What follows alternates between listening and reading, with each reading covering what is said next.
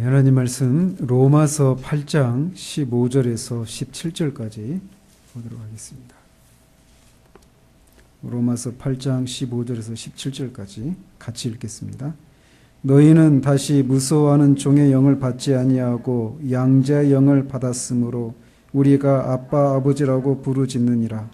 성령이 친히 우리의 영과 더불어 우리가 하나님의 자녀인 것을 증언하시나니 자녀이면 또한 상속자 곧 하나님의 상속자요 그리스도와 함께한 상속자니 우리가 그와 함께 영광을 받기 위하여 고난도 함께 받아야 할 것이니라.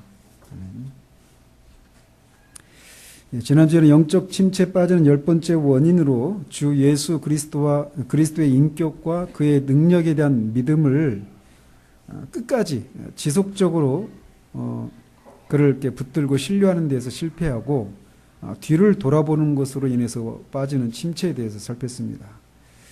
그것에 대한 처방은 예수 그리스도의 그 능력, 인격을 우리가 바르게 믿고 그 믿는 바대로 지속적으로 그리스도를 주시하는 것이다라고 말씀드렸습니다. 오늘은 11번째로 우리를 영적인 침체에 빠뜨리는 또 다른 원인, 종의 영의 문제에 대해서 살펴보도록 하겠습니다. 우리말 성경은 이 15절을 너희는 이렇게 시작하지만 원어에는 왜냐하면 이라고 하는 말로 시작을 하고 있습니다. 즉 이 15절 이하에 있는 말씀이 갑자기 튀어나온 것이 아니라 앞에 있는 구절과 연관이 있다라고 하는 것을 의미하는 거죠. 왜냐하면 너희는 이렇게 시작한단 말이죠. 그런데 사도 바울이 이 구절을 언급한 이유는 이 편지를 받는 로마에 있는 성도들이 낙심하고 침체하는 것으로부터 구해주기 위해서였습니다. 아마도 이 편지를 받고 있는 로마에 있는 성도들 중에 어떤 사람들은 이미 그런 상태 가운데 있을지도 모르는 일입니다. 그래서 사도는 그런 상태에 있는 그들을 건져주기 위해서 이 구절을 언급하고 있는 것입니다. 로마서를 비롯해서 그의 서신들을 읽어보면 그의 서신은 온통 어떤 이 교리적이고 신학적인 내용들이 굉장히 조직적으로 이렇게 언급하고 있는 것을 우리가 볼 수 있습니다. 그런데 사도가 그들에게 이렇게 우리가 믿는 바, 그 진리를 조직적으로 교리적이고 신학적인 내용들을 진술하고 있는 이 1차적인 목적은 그 편지를 받고 있는 성도들의 그 영적인 상황에 대한 어떤 치유책, 어떤 해결책들을 제시하기 위해서, 답을 제시하기 위해서 그런 것들을 제시하고 있다라고 하는 것을 우리가 기억해야 합니다. 즉 그의 서신은 굉장히 조직적이고 논리적이고 교리적이고 신학적인 내용들로 가득 차 있지만 그것 자체가 신학을 논하고 교리를 논하기 위해서 설명하기 위한 것이 1차적인 목적이 아니라 그들의 영적인 그런 상황에 대한 그런 목표적인 관점에서 목표적인 그런 목적에서 이 진리들을 그런 방식으로 진술하고 있다라고 하는 것을 알아야 한다라는 것입니다. 그래서 그는 항상 이미 기독교의 진리를 받아들여서 신자가 된 사람들로 하여금 진리를 향유하고 누리도록 하는 것에 늘 관심을 두고 있기 때문에 이 구절도 그런 차원에서 이 구절을 살펴볼 필요가 있는 것입니다. 그렇다면 이 구절은 어떤 내용들과 연관지어서 이렇게 왜냐하면이라고 하는 말로 시작하고 있는가? 결론적으로 말씀을 드리면 이 구절은 멀리는 6장 초반에서부터 시작한 것으로부터 이어지는 내용이라고 할 수 있습니다. 사도는 6장에서부터 그리스도인으로서 실제적인 삶을 살아가는 문제 또는 죄와 더불어 싸우는 이 문제를 다루고 있었습니다. 즉, 이 구절도 그것의 연장이라는 것이죠. 이미 회심을 해서 예수 그리스도를 믿은 사람들이 그들이 살고 있는 이 세상에서 그들을 대적하고 그들이 살고자 하는 그런 삶을 전혀 옹호해 주지 않는 그 악한 세상 한복판에서 또 그들 안에 있는 죄로 인해서 그들이 죄와 더불어 싸우면서 그리스도인의 삶을 살려고 하는 그런 과정 가운데서 생겨나는 문제를 다루고 있었다는 것입니다.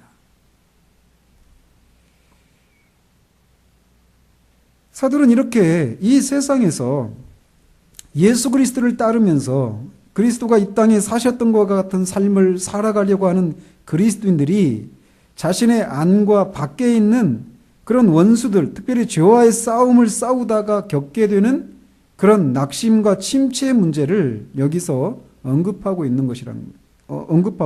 있다라는 겁니다. 이런 이유로 침체를 겪는 사람들은 어떤 면에서는 굉장히 정직하고 진지한 사람들이라고 할 수 있습니다. 즉, 내가 그리스도인이 되어서 죄를 이기고 적극적으로는 그리스도인의 삶을 살려고 하는 것, 그리스도가 이 땅에서 사셨던 그런 삶을 살아내려고 하는 그런 사람들이 어떤 진리를 깨닫지 못한 것에서 겪는 침체의 문제를 여기서 다루고 있다는 거예요. 그렇기 때문에 그런 삶을 살려고 하는 사람들은 굉장히 진지하고 정직한 사람들이라고 할 수 있단 말이죠. 그런데 그런 유의 사람들이 겪는 그런 특수한 유혹에 대해서 사도가 지금 여기 다루고 있는데, 말씀드린 것처럼 그런 그리스도인에 대한 삶에 대해서 피상적인 이해를 가진 사람들은 여기서 다루고 있는 이 침체 문제에 대해서 잘 모르고 있다라고 할 수 있어요. 거꾸로. 그렇다면 이런 사람들이 겪게 되는, 그러니까 그리스도인으로서 삶을 살아가려고 하는 사람들이 겪는 이 침체의 핵심적인 원인은 무엇인가라는 겁니다. 그것은 그리스도인의 삶을 살아가려고 하는 사람들이 그리스도인의 생활에 대해서 마땅히 깨달아야 될 어떤 진리를 깨닫지 못하는 것이에요. 그리고 그리스도인이 된 신자들에게 가능한 것이 무엇인가를 알지 못하는 것에서 침체에 빠진다는 겁니다. 즉, 궁극적으로는 어떤 교리를 이해하지 못하기 때문에 겪는 문제다, 이렇게 말할 수 있어요. 다른 말로는 믿음의 문제라고 할 수 있습니다. 즉, 어떤 진리를, 믿음은 감정이나 어떤 의지의 문제가 아니라고 그랬죠. 1차적으로는 그런 요소들이 있지만 1차적으로는 우리가 믿는 바, 진리의 내용이 믿음의 문제라고 그랬잖아요. 그죠? 그러니까 지적인 문제가 먼저 1차적인 거란 말이에요. 그러니까 이들이 어떤 진리를 깨닫지 못했다라고 하는 것은 다른 말로는 믿음의 문제라고 할 수 있단 말이에요.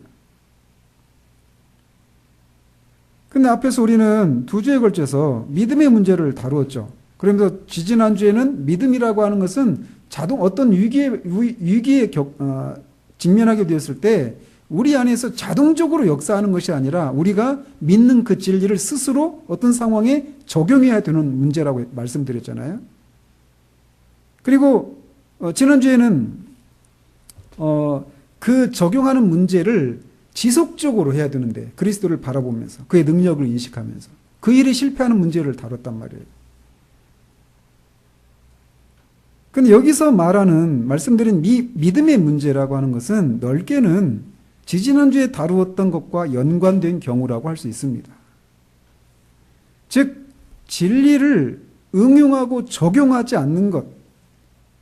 이게 믿음을 발휘하는 거잖아요. 근데 그런 것을 하지 않는 것 때문에 생겨나는 침체라는 거예요. 특히 죄와의 싸움, 더 적극적으로는 그리스도인의 삶을 살아내려고 하는 데에서 마땅히 깨닫고 그 깨달은 진리를 적용해야 되는데 그렇게 하지 못하기 때문에 겪는 침체다, 이렇게 말할 수 있다는 겁니다. 이 경우에 빠지는 위험을 사도는 너희는 다시 무서워하는 종의 영을 받지 아니하고 라고 말할 때 그 종의 영을 생산해내는 그런 위험이라고 말을 합니다. 여기서 말하는 종의 영이라고 하는 건 무엇을 말할까요? 종의 영이라고 하는 것은 노예정신이라고도 할 수 있어요. 그게 뭐냐면 노예정신 혹은 그런 태도는 일반적으로 그리스도인의 생활을 실제로 살아가려고 할 때, 이 그리스도인의 생활을, 그리스도인의 그 삶을 살아가려고 하는 그 자체를 어떤 새로운 법으로 만들어 버리려고 하는 그런 경향에서 생겨나는 것이라고 로이 존슨은 말합니다. 이게 무슨 말이냐면, 먼저 그리스도인을 율법과의 관계를 가지고 설명을 해보면 이렇습니다. 그리스도인은 이것을 깨닫는 사람이에요. 율법과 관련해서. 즉 자신이 율법을 스스로 지킬 수 없다라고 하는 것을 깨달은 사람입니다. 그리고 지금까지 자신이 마땅히 지켜야 할 율법을 지키지 못했기 때문에 율법의 저주 아래 있다라고 하는 것도 알고 있는 사람이에요. 그런데 율법을 지키지 못한 것 때문에 율법의 저주를 받아 영원한 형벌을 받아야 할 자신을 위해서 그리스도께서 십자가에서 대신 율법의 형벌을 받으신 것을 믿는 사람이 그리스도인입니다. 또한 그리스도께서 율법을 지키신 것을 자신의 것으로, 우리가 지킨 것으로 전가해 주셔서 그를 믿는 자마다 율법을 지킨 사람으로 여겨주신다라고 하는 것도 믿는 사람이에요. 즉 그리스도인은 그리스도를 믿음으로 그리스도가 율법과 관련해서 율법의 형벌을 받으시고 율법을 지킨 것을 통해서 얻으신 그 의를 그를 믿는 자에게 전가시켜 준다라고 하는 것을 믿는 사람이에요. 즉 그리스도를 믿음으로 하나님으로부터 의롭다 여김을 받은 사람, 그 사람이 바로 그리스도인이에요. 이렇게 예수 그리스도를 믿음으로 의롭다 여김을 받은 그리스도인이 자신이 하나님으로부터 그리스도를 믿어서 주용 하나님으로부터 의롭다 여김을 받았다라고 하는 것을 인식하는 순간 즉각적으로 그에게서 너무나 자연스럽게 생겨나는 마음은 그리스도의 삶을, 그리스도인으로서의 생활을 살고 싶어 하는 것입니다.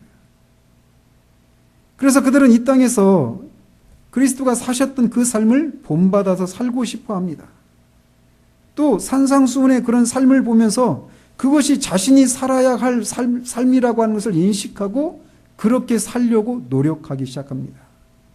또한 신약성경에 여기저기 산재해 있는 그리스도인의 삶이 바로 자신이 살아야 한다라고 하는 것을 인식하고 그렇게 살기 위해서 노력을 하기 시작해요. 여기까지는 전혀 문제될 것이 없습니다. 왜냐하면 그렇게 살도록 하기 위해서 우리를 구원하셨기 때문이에요. 그가 우리를 대신하여 자신을 주심은 모든 불법에서 우리를 속량하시고 우리를 깨끗하게 하사 선한 일을 열심히 하는 자기 백성이 되게 하려 하십니다. 구원받은 그리스도인이 죄를 죽이고 거룩한 삶을 살아가야 한다라고 하는 것에 동의하지 않는다라면 그 사람은 그리스도인이 아니겠죠. 이것에 대해서는 그리스도인이 그런 삶을 살려고 하는 것이 자연스럽다라고 하는 것을 입증하기 위해서 다른 성경 구절을 우리가 인용하지 않아도 여기 계신 분들은 다 동의를 할 것입니다. 따라서 구원받은 그리스도인이 그리스도인의 삶을 살아가려고 하는 이런 노력들을 하는 그 자체에는 아무런 문제가 없어요. 그런데 문제는 이런 삶을 살아가려고 할 때 그 삶을 하나의 규칙과 일정한 삶의 패턴으로 정해서 성결을 이루려고 하는 데에서 발생한다라는 겁니다. 다시 말하면 거룩해지려고 하는 것, 그것이 그리스도인의 삶을 살아가려고 하는 것, 그것이 그들에게 하나의 큰 과제가 되어서 그것을 이행할 수 있도록 하기 위해서 자기 생활에 어떤 계획을 세우고 규칙을 세우고 어떤 수련을 행하는 것이에요. 그리고 그런 형태에는 다양한 것들이 있습니다.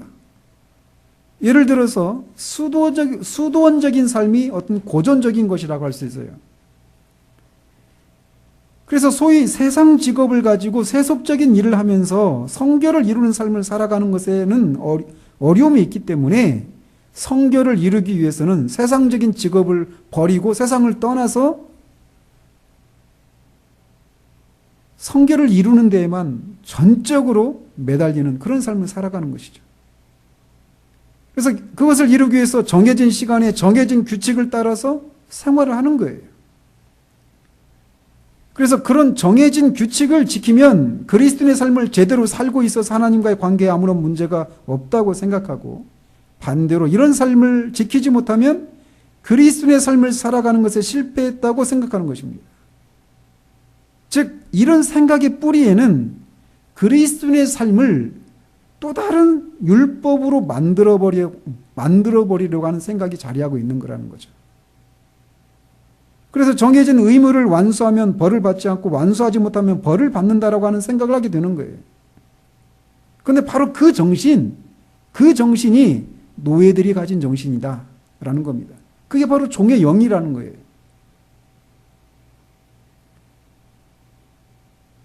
그래서 자신이 정해놓은 어떤 삶의 규칙에 따라서 살아가면 문제가 없고, 그렇게 하지 못하면 이제 하나님으로부터 벌을 받든지 하나님과의 관계 어떤 이상전선이 생긴다라고 하는 이런 생각들, 그리고 그런 것에서 오는 두려움, 침체, 이 문제를 여기서 다루고 있다는 거예요. 그런데 이런 수도원적인 고행은 특별히 카톨릭에서 많이 보이는 현상인데, 그들에게서만 보이는 현상이 아니라 개신교인들이라고 하는 우리들에게서도 얼마든지 발견되는 모습이다라는 것입니다.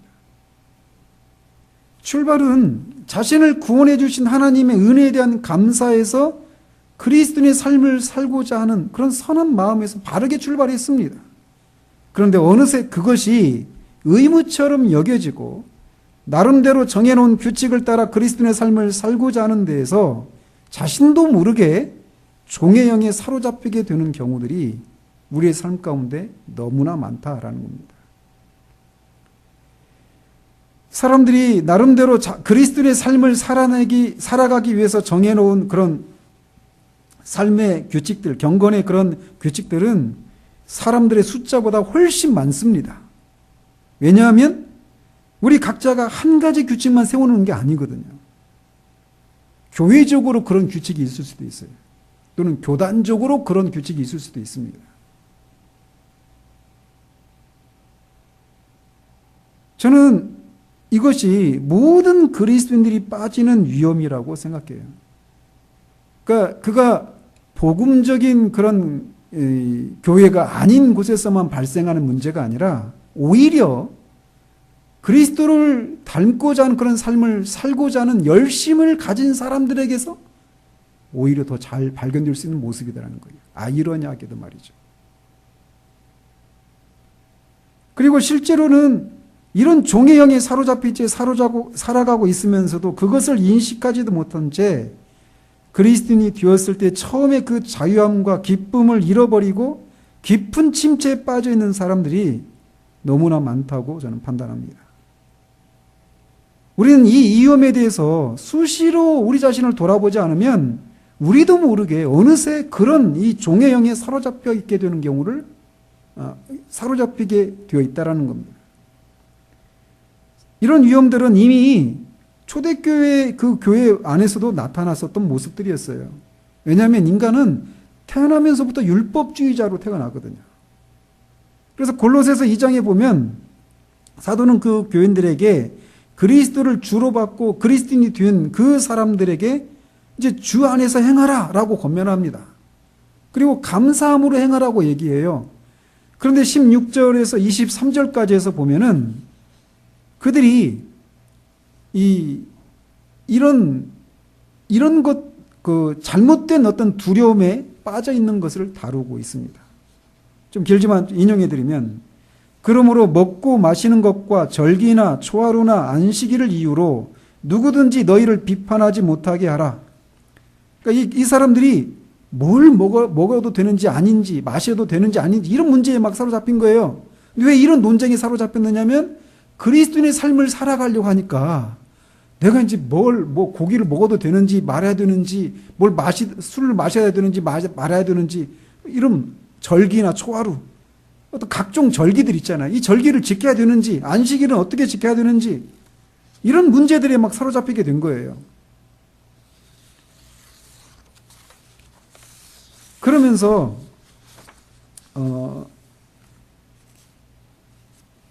결국 그들이 어떻게 하는 것이 하나님을 섬기는 것인지에 대해서 사람들이 세워놓은 여러 가지 명령과 가르침을 인해서 어떤 그 안에서 침체에 빠진 사람도 있고 혼란을 겪고 있는 사람이 있는 거예요. 근데 그것에 대해서 사도가 얘기를 하는 겁니다. 즉 붙잡지도 말고 맛보지도 말고 만지지도 말라 하는 것이니 이 모든 것은 한때 쓰이고는 없어지리라 라고 말을 하고 있어요. 왜 사람의 명령과 가르침을 따르느냐? 이런 것들은 자의적 숭배와 겸손과 몸을 괴롭게 하는 데는 지혜 있는 모양이나 오직 육체에 따르는 것을 금하는 데는 조금도 유익이 없다라고 말을 합니다. 즉 골로새 성도들도 일종의 수도원적 고행주의가 은연중에 들어와 있었던 거예요. 그런데 그런 것들이 오늘날의 우리들에게도 모양만 달리할 뿐 여러 가지 형태로 들어와 있다라는 겁니다. 그리스도를 따르고 하나님을 섬기고자 하는 것에서 정한 규칙들이지만 어느새 그것이 일종의 율법처럼 그 사람에게 작용하게 되는 모든 것이 여기에 해당된다고 할 수 있어요. 그것이 뭐냐? 그 구체적인 것들을 열거하기는 너무나 많습니다. 분명히 복음에 대한 이해를 가지고 있고 또 선한 의도에서 시작하는 것이지만 자기도 모르게 어느새 그리스도인의 삶을 영위하기 위해서 시작한 것들이 율법처럼 의무화가 되어서 그것을 지키면 문제가 없고 안 지키면 문제가 있다고 생각해서 두려워하고 매여 있는 마음을 가지는 것. 그런 경우 때문에 생기는 침체를 우리는 거의 매일의 삶에서 반복하고 있다라고 할 수 있을 정도로 우리들에게서 빈번하게 나타나는 문제라는 겁니다. 이런 것은 어느새 우리 스스로에게 우리가 새로운 율법을 부과하는 거예요. 그리고 교회에도 그런 것을 은연중에 세워놓고 그런 것을 잘 수행하는 사람들이 성숙한 그리스도인이다. 이런 것을 은연중에 교인들한테 말해주는 거죠. 그래서 자신도 그렇게 생각하는 거예요. 그래서 그냥 온 교회가 다 그거에 사로잡혀 있는 거예요. 그런데 이런 종의 영은 언제나 이 두려움을 동반한다라는 겁니다. 그렇기 때문에 사도는 무서워하는 종의 영이라고 부르고 있는 거예요. 그런데 사도는 바로 그런 상태 가운데 있는 사람들을 향해서 너희가 다시 무서워하는 종의 영을 받지 않았다라고 말하고 있다는 겁니다. 그렇다면 종의 영은 어떤 의미에서 사람들 안에서 두려운 마음을 생산해내는가를 몇 가지 살펴보면 첫 번째로 그것은 하나님에 대한 두려운 마음을 잘못 만들어내기 쉽다라는 겁니다. 우리는 하나님을 경외해야 합니다. 경외하다가 유세베이아인데 헬라어로 유는 좋은이라는 거예요. 세베이아는 두려움이라는 겁니다. 좋은 두려움이에요. 경외한다라고 하는 게. 근데 그 두려움은 올바른 두려움이에요. 우리는 하나님을 우리 친구나 어떤 버릇없는 손자의 그 모든 잘못 행동을 다 받아주는 그런 마음씨좋은 할아버지로 알아서는 안 되죠. 하나님을 경홀히 여겨서는 안 되고 그를 경외해야 합니다. 그런 두려움은 올바른 두려움이라고 할 수 있어요. 그런데 잘못된 두려움도 있다라는 겁니다. 그것은 종이 주인을 무서워하는 것처럼 채찍을 맞을 것에 대해서 두려워하고 겁을 내는 두려움입니다. 그들은 하나님을 종들이 마땅히 행해야 할 것을 잘하고 있는지 감독해서 의무를 이행하지 못하면 채찍을 내리는 분으로 생각합니다. 또 자기들에게 있는 허물과 결점을 찾아내서 그 잘못을 따라서 벌 주려고 끊임없이 감시하고 있는 그런 분으로 생각해요.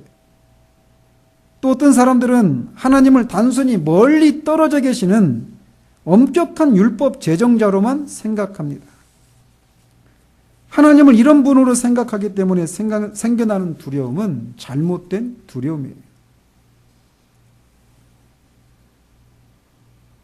또 이 종의 영에 사로잡힌 사람들은 하나님에 대해서 이렇게 잘못 생각하고 있기 때문에 두려움을 이렇게 가지게 될 뿐만 아니라 그들이 수행해야 할 과제의 무거움에 대해서도 잘못된 두려움을 가집니다. 그리스도인의 삶을 살기 위해서 이런저런 과제를 스스로에게 부과한 후에 이제는 그 과제들을 두려워하는 거예요. 스스로가 세워놓은 규칙과 과제들을 이행하는 것이 그리스도인의 삶을 살아가는 것이라고 생각하고 자신에게 부과한 과제를 막 수행하다가 스스로 감당할 수 없어 하면서 그것을 두려워하고 마음의 기쁨을 잃어버리고 맙니다. 처음에는 한두 가지 감당하는 것 같은데 시간이 지나면서 점점 스스로에게 지어놓은 그런 과제의 무게에 짓눌려서 평생을 이 과제를 이행하면서 살아가야 할 것을 생각하면서 두려움을 느끼는 거예요. 이걸 어떻게 살지, 이런 삶을. 그런 상태 가운데 있는 사람에게 그리스도인의 삶은 끊임없이 부과되는 과제를 쉼없이 이행해야만 하는 무거움 자체입니다. 그리스도인의 삶은 더 이상 그에게 기쁨이 아니에요. 그리스도인으로서 어떻게 살아야 하는가에 대한 이런 새로운 가르침은 그에게 그렇지 않아도 이미 힘들어서 죽을 지경인데 그런 자신의 사정을 헤아리지도 않고 또 다른 과제를 부과하는 몰인정한 교사의 횡포처럼 느껴집니다. 이처럼 그리스도인의 삶이라고 하는 과제에 대한 두려움이 잘못된 두려움을 양산한다는 거예요. 또 다른 잘못된 두려움은 마귀의 능력에 대한 잘못된 태도 때문에 생겨납니다. 우리는 마귀의 능력에 대해서 과대평가를 하거나 과소평가해서는 안 됩니다. 그래서 마귀의 능력에 대해서 무지하기 때문에 마귀에 대해서 농담하고 경박한 태도로 말하고 행동하는 그런 사람들이 있는데 그것은 잘못입니다. 과소평가하는 거죠, 마귀의 능력을. 그런데 그것이 잘못인 것처럼 마귀의 능력에 대해서 과대평가하고 겁먹고 두려워하는 마음에 사로잡히는 것 또한 잘못된 것입니다. 이런 경우에는 오히려 마귀의 능력을 잘 아는 사람들이 빠지기 쉬운 두려움이겠죠. 그런데 그것도 잘못된 두려움이라는 거예요. 또 종의 영에 사로잡힌 사람은 자기 자신 안에 있는 죄에 대해서도 잘못된 두려움에 사로잡히는 경우가 있습니다. 그들은 스스로를 깎아 세우며 자신의 마음이 검고 어두운 것에 대해서 말하는 것에만 온 시간을 허비합니다. 우리는 물론 우리의 마음이 검고 어둡고 부패하고 무능력하다라고 하는 것에 대해서 바르게 알고 인식해야 합니다. 그리고 만약 이 사실에 대해서 우리가 무지하다면 우리는 어린아이에 불과할 사람들이에요. 그런데 이 일에 있어서도 균형이 필요하다라는 것입니다. 그래서 자신의 마음의 부패함과 악함에 대해서만 생각하고 그것에 사로잡혀서 늘 양심의 가책을 느끼고 무거운 마음을 안고 살아간다면 그것도 잘못된 것이라고 할 수 있어요. 우리 교회에서는 이런 분이 안 보입니다. 제가 볼 때. 그리고 오늘날에는 이런 사람을 또 찾기도 쉽지 않아요. 왜냐하면 이런 삶을 살려고 노력하는 사람들이 많이 없기 때문에. 그런 면에서 어쩌면 이런 것 때문에 종의 영에 사로잡혀서 두려움에 사로잡히는 사람들은 자신에 대해서 매우 정직하고 진지한 사람들이라고 할 수 있어요. 어떤 면에서는.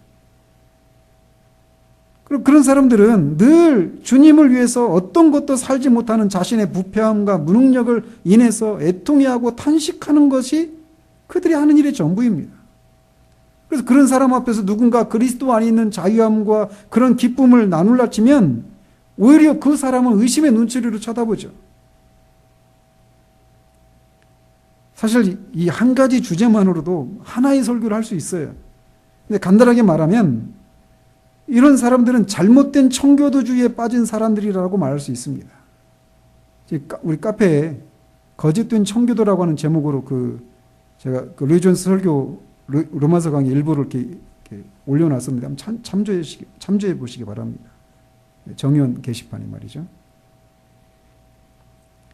이렇게 자신의 죄를 잘못된 방식으로 바라보기 때문에 그들은 늘 애통해하기만 하고 기쁨이 없어요. 근데 그런 것도 종의 영으로 인해서 생겨난 잘못된 두려움이라고 할 수 있다는 겁니다. 한마디로 지금까지 언급한 이런 두려움에 사로잡힌 사람들은 궁극적으로는 자기 자신에 대한 두려움이라고 말할 수 있어요. 즉, 과연 자신이 그리스도인의 삶을 살 수 있을까? 혹시 이 일에 실패하지는 않을까에 대한 두려움이라는 거죠.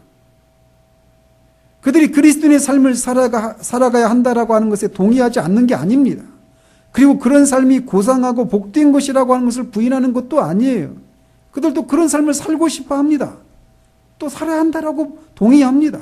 근데 문제는 늘 자신의 연약함과 자신이 수행해야 될 그런 삶의 그 과제의 무거움, 마귀의 능력에 대한 의식, 그리고 실패했을 때 하나님이 자신을 벌하실 것이라고 하는 것에서 두려움을 가지면서 주저앉아 고민하고 걱정하고 두려움에 쌓여버려 있다라는 겁니다.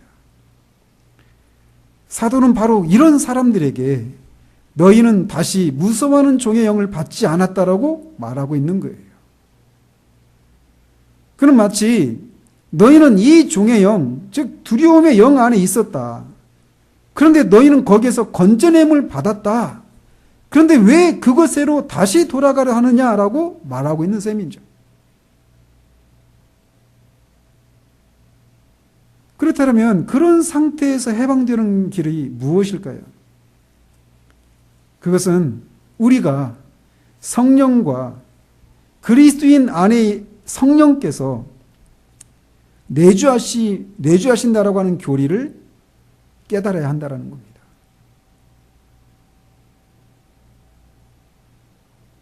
저는 한때 이런 교회에서 큰 어려움을 가졌었어요. 문제는 우리의 연약함과 무능력과 사탄의 능력에 대해서는 정말 어느 교회에서도 전하지 않는 그런 것들을 강조하고 늘 죄를 어떻게 이기는지 이런 것들을 강조하지만 우리 안에 성령이 계시다라고 하는 것을 균형 있게 강조하지 않는 데에서 이런 어려움에 빠진다라는 겁니다. 사도는 종의 영으로 인해서 생겨난 잘못된 두려움에 사로잡힌 사람들에게 성령에 대해서 말합니다. 그리고 그 성령이 신자들 안에 내주하신다라고 하는 것을 강조해요. 그런데 그것을 두 가지 방향으로 진술하고 있습니다. 그 첫째는 내가 나 자신을 부인하고 십자가를 지고 주 예수 그리스도를 따르는 이 거창하고 영광스러운 과제에 당면했을 때 그가 행하셨던 것처럼 나도 이 세상에서 그렇게 행해야 한다라고 하는 것을 깨닫는 것이라는 거예요. 내가 거듭나서 하나님에 의하여서 그의 사랑하시는 아들의 형상을 본받아 지으심을 입은 자가 되었다라는 것을 깨닫고는 그렇게 살아야 하는 나는 어떠한가? 나는 도대체 그런 생활을 할 희망을 가질 수 있는가? 묻기 시작할 때 가장 먼저 우리가 생각해야 될 것이 성령의 능력을 생각해야 한다는 거예요. 그래서 하나님이 그리스도를 믿는 우리를 죄 용서해 주시고 우리를 사랑하신다는 사실들을 깨달았을 때 우리가 하나님을 위해서 살고 싶어하는 마음이 일어나요. 그런데 그 마음이 막 일어날 때 먼저 우리가 생각해야 될 것은 우리 안에 성령이 계시다라고 하는 것. 그 성령의 능력이 무엇인가를 생각해야 한다는 거예요. 근데 이것이 없이 그냥 덥석 행동으로 뛰어드는 일을 해서는 안 된다는 거죠. 바울은 13절에서 너희가 육신대로 살면 반드시 죽을 것이로되 영으로서 몸의 행실을 죽이면 살리니라고 말을 했습니다. 그런데 바로 그 영을 하나님이 주셨다라고 하는 것을 15절에서 다시 언급하고 있는 거예요. 즉 사도는 그들에게 이 종의 영, 그러니까 그리스도인의 이 삶을 살아내야 될 것에 대한 것을 인정하고 인식하고 그것을 살려고 하는데 자신의 연약함, 자기가 살아내야 될 그런 과제의 그 무거움들, 사탄의 능력의 그 앞에 자신의 무력함, 이런 것을 인해서 침체에 빠져 있는 그들에게 이렇게 말하고 있다라는 거예요. 너희는 마치 너희 혼자서 너희 스스로의 힘으로 그 위대한 그리스도인의 생활을 살아가야 한다라고 하는 것이 너희의 혼자서 그런 삶을 살아가야 한다라고 생각해 왔다. 너희는 용서받은 사실을 알고 있고 너희 죄가 지워지고 씻겨진 것에 대해서 하나님께 감사드릴 수 있다. 그러나 너희는 그것이 전부이고 이제 그리스도인의 생활은 너희 자신의 힘으로 살아가도록 남겨져 있다고 생각하는 것 같다. 너희가 만일 그렇게 생각한다면 너희가 두려움과 속박의 영 안에 있는 것도 놀라운 일이 아니다. 왜냐하면 너희 모든 것은 전혀 무력하기 때문이다.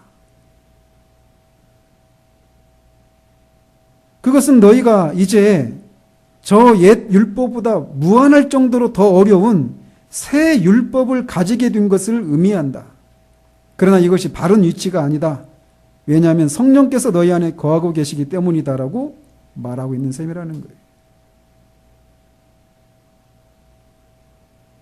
바울은 이 문제에 대해서 여기 8장에서 계속 다루고 있었습니다. 예를 들어 3절에 율법이 육신으로 말미암아 연약하여 할 수 없는 그것을 하나님은 하시나니 곧 죄로 말미암아 자기 아들을 죄 있는 육신의 모양으로 보내 육신의 죄를 정하사라고 말을 했습니다. 사도가 여기서 율법이 육신으로 말미암아 연약하여 할 수 없는 것이라고 하는 게 뭐냐면 율법이 아무도 구원할 수 없고 아무도 그 율법을 지키는 그리스도인의 삶을 살 수 있도록 하지 못한다는 것을 말하는 거예요. 왜냐하면 우리 육신이 너무 연약하기 때문이에요. 율법이 연약한 게 아니라 우리 육신이 너무 연약하기 때문에 그 율법을 지키는 삶을 살 수가 없다라는 거예요. 육신은 할 수 없어요. 그러니까 율법은 우리 육신이 연약함 때문에 우리로 하여금 그 삶을 살아가도록 할 수 없다라는 겁니다. 그런데 그리스도인이 되어서 내가 보니까 하나님을 위해서 살아야 되는데 하나님을 기쁘시게 해드리는 삶을 살아야 되는데 보니까 어떻게 살아가는 게 그런 삶인가 돌아보니까 산상수훈에 있어요. 그래서 산상수훈에서 나오는 삶이 내가 막 이런 삶을 살아야 되는구나 동의가 됐습니다. 그런 삶을 살려고 합니다. 그런데 이 산상수훈은 율법보다 더 어려운 거란 말이에요. 그렇지 않아요? 옛사람이 말한 바 누구든지 살인하는 자마다 사형에 처해진다고 했지만 내가 이르기를 뭐라고 하냐 형제를 향해서 나가라는 자마다 미워하는 자마다 살인했다라고 말해요. 그걸 우리가 어떻게 사냐고요. 못 산단 말이에요.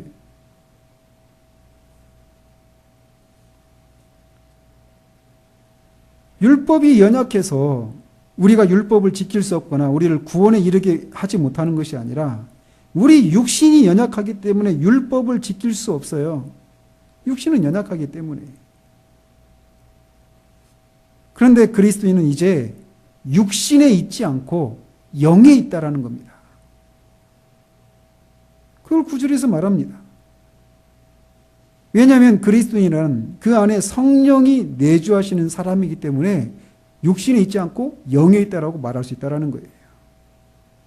사도는 여기 이 8장 5절에서 14절까지 해서 그리스도인과 그리스도인이 아닌 비그리스도인, 자연인에 대해서 대조하고 있는 것을 우리가 볼 수 있습니다. 자연인과 그리스도인의 본질적인 차이는 그리스도인은 자기 안에 그리스도의 영, 곧 성령을 가지고 있다는 사실이에요. 그게 근본적인 차이입니다. 그래서 9절에 만일 너희 속에 하나님의 영이 거하시면 너희가 육신에 있지 아니하고 영에 있나니 누구든지 그리스도의 영이 없으면 그리스도의 사람이 아니라 라고 말을 합니다.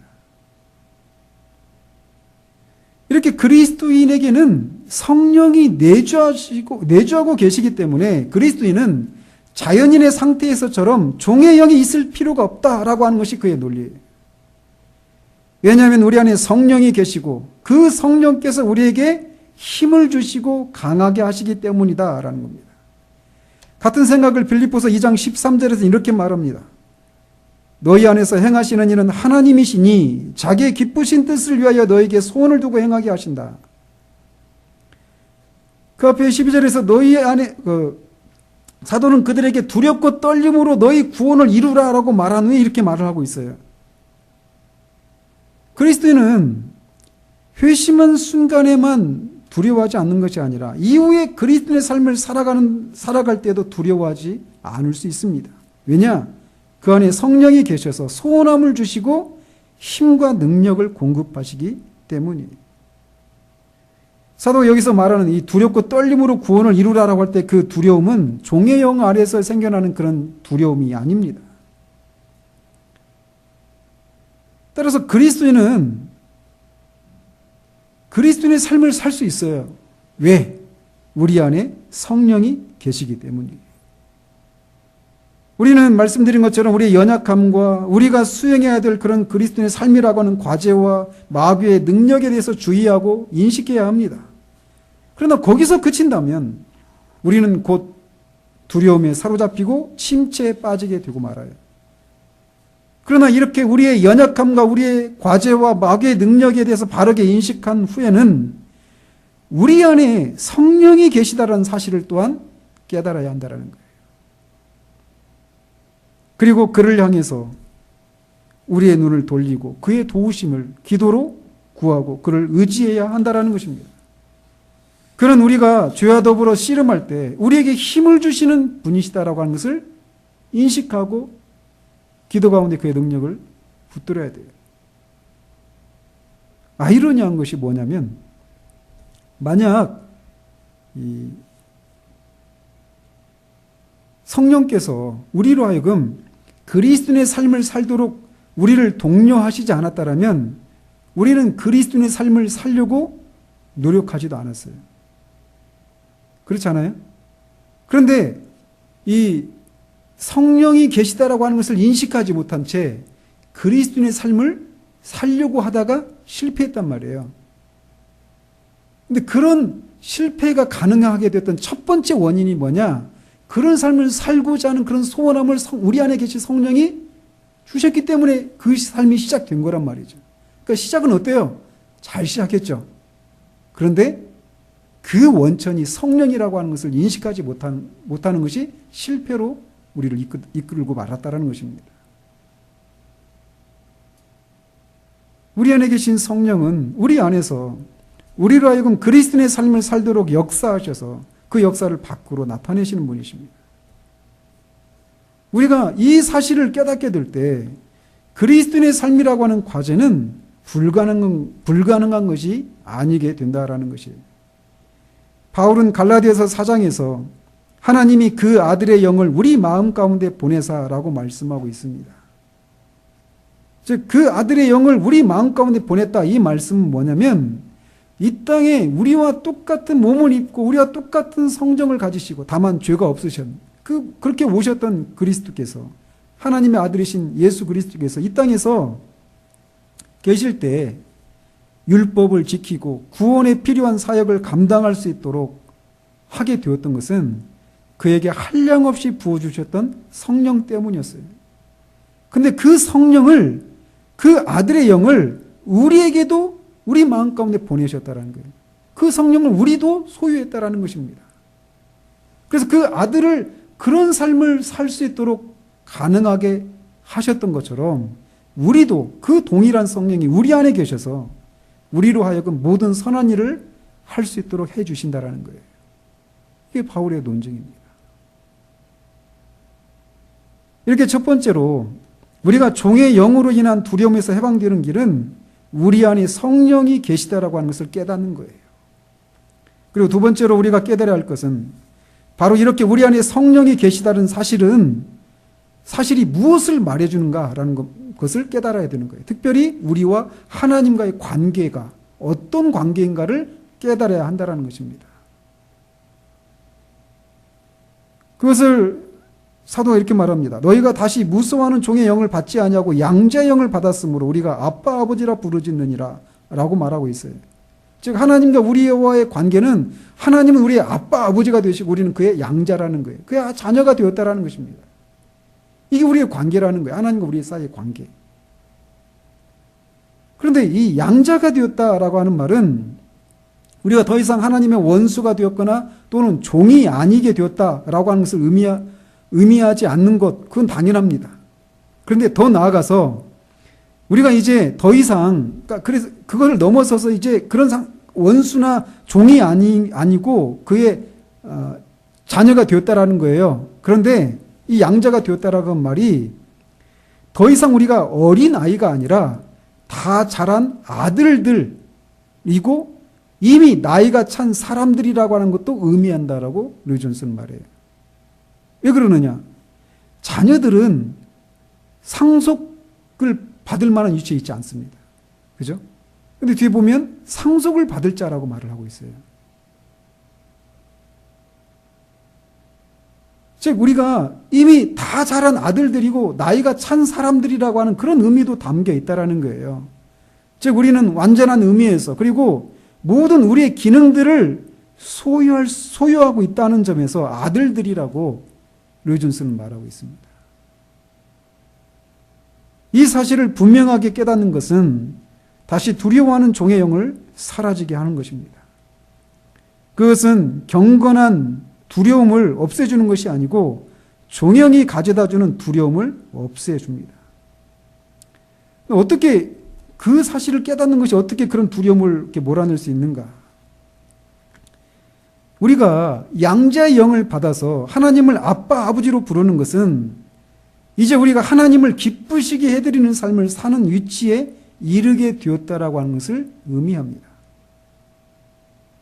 종은 하나님을 아빠라고 부르지도 못할 뿐만 아니라 그렇게 생각하지도 않아요. 종은 하나님을 여전히 정죄하시는 심판주로만 생각합니다. 그러나 그리스도의 영을 받은 우리 그리스도인은 하나님이 우리의 아버지라는 사실을 인식하고 그것을 믿음으로 적용시킬 수 있는 사람들입니다. 우리 주님이 이 땅에 계실 때 그의 제자들에게 하늘에 계신 우리 아버지여라고 기도하라고 가르쳐 주셨어요.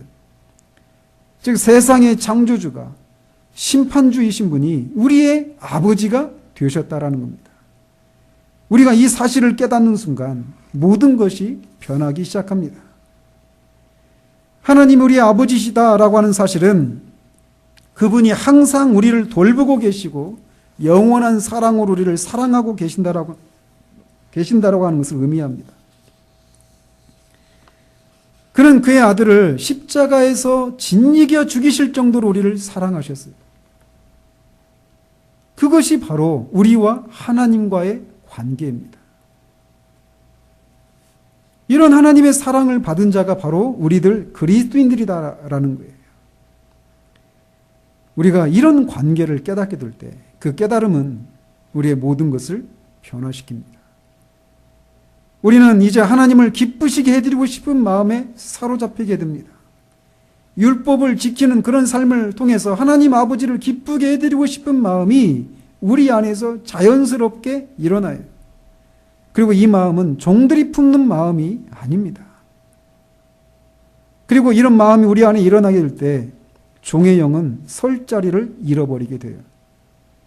하나님을 기쁘시게 해드리려고 하는 이런 삶은 우리에게 그런 은혜를 베푸신 하나님의 사랑에 대한 감사에서 자연스럽게 우러나오는 것입니다. 그런데 이런 소원함이 우리 안에 일어날 뿐만 아니라 더 나아가서 이런 일이 일어난다라고 사도가 16절, 17절에서 말을 하고 있어요. 성령이 친히 우리의 영과 더불어 우리가 하나님의 자녀인 것을 증언하시나니 자녀이면 또한 상속자, 곧 하나님의 상속자요 그리스도와 함께한 상속자니. 특별히 17절에서 사도는 말하기를 우리가 하나님의 상속자요 그리스도와 함께한 상속자라고 말을 합니다. 우리는 그리스도와 함께 하나님 나라를 상속받을 상속자라고 말하고 있어요. 우리의 지혜는 항상 이렇듯이 그리스도와의 관계에서 규정을 하고 있습니다. 그런데 이 그리스도는 하나님께 어떤 분이십니까? 요한복음 17장 23절에 우리 주님은 아버지께서 나를 사랑하신 것과 같이 라고 말씀하셔서 그리스도는 하나님의 사랑을 받는 분이라고 말씀하고 계십니다. 그런데 그 기도에 이어서 기도하시기를 아버지께서 나를 사랑하신 것과 또 나를 사랑하심 같이 그들 또 사랑하신 것을 세상으로 알게 하기 위해 기도한다라고 기도하십니다. 우리가 바로 그런 자들이라는 거예요. 즉 하나님께서 그의 아들 그리스도를 사랑하셨고 또 지금도 사랑하시는 것처럼 우리도 그런 자들이라고, 그런 하나님의 사랑을 받는 자들이라고 말씀하고 계셔요. 그리스도는 이 땅에 계시는 동안 아버지를 영화롭게 하는 삶을 사셨습니다. 마찬가지로 우리가 이제 이 세상에서 아버지를 영화롭게 하는 삶을 살아가는 또 다른 아들의 위치에 이르게 되었다라고 말하고 있는 거예요. 그리스도인이 아버지 하나님을 영화롭게 하는 삶을 살아가야 하는 이유가 바로 여기에 있습니다. 우리와 함께 상속자가 되시고 하나님의 사랑받는 아들이신 그리스도께서 아버지를 영화롭게 하는 삶을 사셨던 것처럼 이제 그의 아들이 된 우리가 아버지를 영화롭게 하는 것이라는 거예요. 이것이 그리스도인의 삶을 바르게 바라보는 방법입니다. 이렇게 바라보게 될 때 종의 영은 사라지게 됩니다. 이 성령이 우리 안에 계시다라고 하는 이 사실은 우리로 하여금 어떤 죄를 이기는 한 가지 길이기도 합니다. 사도는 고린도 교인들에게 너희 몸이 성령의 전인 줄을 알지 못하느냐라고 그렇게 묻고 있어요. 즉 우리 안에 성령이 거하신다라고 하는 것을 생각하는 것은 우리로 하여금 우리 몸의 행실을 죽이는 한 가지 방법이라는 것입니다. 우리는 이 사실을 늘 기억해야 돼요. 우리는 성령의 능력을 위해서 늘 기도해야 합니다. 그리고 우리는 최종적으로 하나님의 상속자가 되었다는 사실이고 그 일은 결코 실패가 없다는 사실들을 기억해야 합니다. 두 가지입니다. 우리 안에 성령이 계시다라는 거예요. 그리고 성령이 계시다라고 하는 것은 우리 안에 계신 그 성령님은 사랑하는 아들에게 주셨던 그 성령이라는 거예요. 근데 그 동일한 성령이 우리에게 주셨다라고 하는 것은 그 아들과 하나님과의 관계처럼 하나님과 우리의 관계도 그런 관계라고 하는 것을 의미한다라는 것입니다. 이 두 가지를 인식할 때 우리가 종의 영에서 해방될 수 있다라는 것입니다. 그래서 로이 존스는 이런 찬송가를 인용하고 있어요. 내 영혼아 너의 온전한 구원을 누리어라. 죄와 두려움과 염려를 넘어 올라가면 가는 곳마다 기쁨을 발견하리라. 아직도 할 일이 남아있으니 성령의 내주하심을 생각하여라. 아버지의 저 미소 너의 것이고 구주께서 죽으심도 널 위함이라. 천국의 자녀여 불평할 수 있으랴. 우리는 이 사실을 붙들고 적용해야 합니다. 그리스도인의 삶을 살아가는 것이 우리도 모르게 의무처럼 여겨지고 그래서 종의 영에 우리도 모르게 사로잡혀서 두려움이 있어서 의무감으로 어떤 것을 하나님을 기쁘시게 드리는 삶을 살고 있는 그것을 행하지 못하면 하나님과의 관계에 이상저전이 생겨서 벌을 받지는 않을까라고 하는 이런 두려움들 이런 것들이 우리 가운데 있다라면 우리는 기억해야 돼요. 우리 안에 성령이 계십니다. 그리고 우리는 그리스도를 하나님이 사랑하신 것처럼 우리도 사랑받는 하나님의 자녀라는 사실이에요. 하나님이 우리의 아버지이십니다. 그 사실을 우리가 기억하는 것이 우리로 하여금 하나님을 기쁘시게 한 이 삶이 의무가 아니라 감사함으로 기쁨으로 행할 수 있는 비결입니다. 기도하겠습니다.